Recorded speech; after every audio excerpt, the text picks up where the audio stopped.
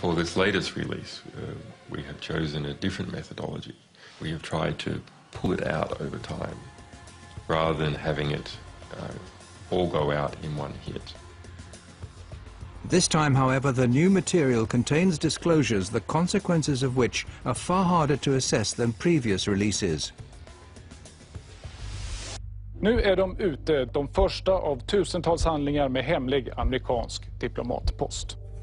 The United States strongly condemns the illegal disclosure of classified information.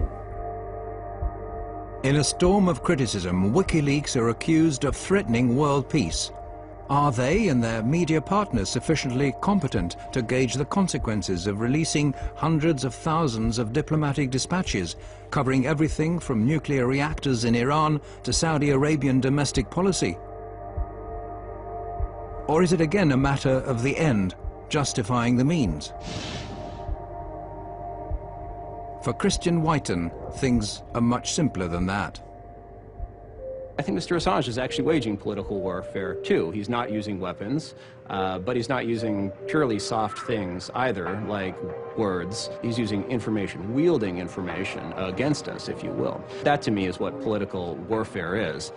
By and large, Wikileaks is a force for good.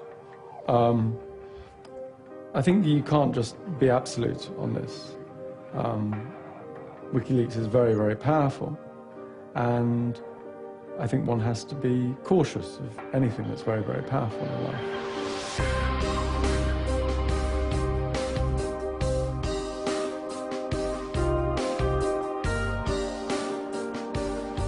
Wikileaks' website may disappear again tomorrow, or it may suddenly reappear in 1,000 other locations.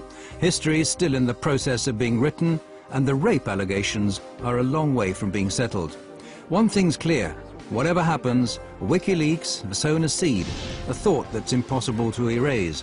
It's about new ways and new channels of disseminating classified information that'll have a profound effect on transparency, not only on the net, but in a broader global dimension. Well, what I really learned in the last 3 years is that a difference can be made bottom-up and not only top-down. Information does not respect borders. States are going to have to rethink how they approach information.